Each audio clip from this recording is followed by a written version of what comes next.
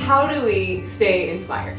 It's easy to have flashes of inspired. You know, we come to class, we hear this amazing talk, and we're like, oh, yes, I'm ready. I'm going to commit for the rest of my life every day. I'm going to act every day for the rest of my life until I die. We go to hear, you know, like Marianne Williamson speak at the Saban. We're like, yes, I'm going to give over to the Course in Miracles. I'm going to read A Course in Miracles every day. You come take a meditation class. You're like, yes, I'm going to meditate. I'm going to meditate every day. It's going to change my life. And then it will. But no, even that's hard to stay committed to. It's hard to stay inspired about that too. And why? Well, because growth is painful. Expansion is painful. And stepping into the unknown is scary. But we have to. We have to step into the unknown because there is no other choice. Nature is either creating or destroying all the time. So if we aren't leading with expansion, then by default we are contracting. If we are not actively expanding, then we are contracting, okay? I believe, okay, so what if there is no such thing as good or bad? What if there is no such thing as right or wrong? What if there is actually only creation, maintenance, and destruction? Let's just try it on for a second. Okay, what if there is only creation, maintenance, and destruction? If we want nature to have our back, which it does all the time anyway, but if we want more of nature's back, or what if we want nature to have our back even more, then the best and most elegant way to do that is by leading with creation. So watch. Let's say we lead with creation. Then maintenance is naturally in second place, and destruction is in third. What happens more often than not is that we lead with a little bit of creation, right? We put ourselves out there. We get in a new acting class. We put ourselves on Match.com. We start going to the gym, working out with a trainer, and we like the results. We're like, yes, oh, this is good. I like this relationship. You must be the key to my happiness. Okay, so you just stay exactly the way you are, and I'll stay exactly the way I am, and we'll never change, and we'll just stay exactly the same forever and ever and ever and ever, right? And we start maintaining. We start leading with maintenance. And guess what happens when you lead with maintenance? Destruction moves into second place and creation moves to the back burner. And we all know what it looks like when we lead with destruction, okay? Now destruction is not bad, by the way.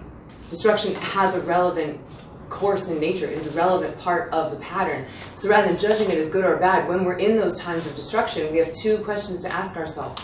One, how was I leading with maintenance? In what areas of my life was I not leading with creation that called forth this destruction? And two, what is this destruction making way for?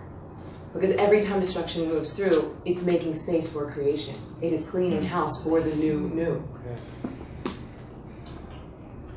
So here's the answer, my personal take on the answer of how to stay inspired, how to stay committed. We have to get out of this mindset of it being an end game. That somehow our happiness magically lies on the other side of some person, place, or thing. That somehow, as soon as I book this job, then I will be happy. As soon as I land this agent, then I will be happy. As soon as I get a series regular, seriously, then I'm going to start living. As soon as I have 6 zeros in my bank account, like then I don't have to stress anymore, and then it'll all be cool. As soon as I get engaged, as soon as I get like a 3-carat emerald cut diamond, like then I'll be happy. Right? As soon as I have kids, then I will feel fulfilled. Then I will start living my life. That day never comes. That day never, ever, ever, ever arrives. So if you are waiting for the perfect house and the perfect lover and the perfect job and the perfect number of zeros in your bank account to start living your life and to be happy, you are effed. I wanted to so bad. Here's what we can do though. We can remind ourselves every day, all day, that your happiness exists in one place and that is inside of you. And your happiness exists in one time and that is right now. You keep bringing yourself back to the present moment, and here's the trick, you start creating for the sake of creation. Create for the sake of creation. And this is the one thing that I wish I had gotten through my thick skull when I was living in LA.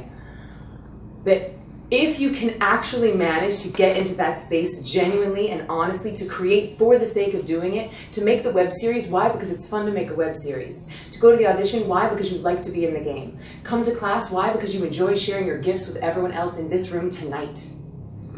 That's why you create. The gift is in the act itself. It comes through the commitment. We don't come to class so that we'll get really good, so that maybe an agent will sit in and then I'll get it and then I'll get a series regular and then I'll be happy in the future. You don't go out on dates so that you can only meet this one person so that you can be married and then have the white picket fence and get the kids and be happy in the future. You don't go to the audition so that you can book the one magical job that'll change your whole life, because guess what? That never happens. I'm sure you guys all have friends who are series regulars on TV shows. How many of them say that their life is sunshine and roses? 0% of them. Right? Fame only exacerbates who you already are. It only highlights what's already going on inside of you. So we have to get rid of this end game thing. So here's the thing, y'all. It's not about the pursuit of happiness. It is about the happiness of pursuit. You are in that right now, today. You are living the dream. Right now, today. That's happening now. You're currently living the dream. Okay? Enjoy it.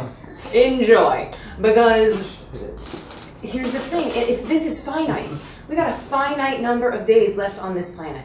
I was talking to the morning class today, and I was saying that I used to hide inside my body. I was like the Broadway dancer for 10 years, and I would like wear like, I was like a size 8, and I would wear like size 14 clothes, and I would just hide inside of my body. And if I knew that at 34 men would stop catcalling me on the streets of New York City, you better believe that I would not have spent my 20s hiding. I would have been showing off my Broadway legs, and I would have been willing to be seen. Because I think at 23, I thought that it was going to go on forever.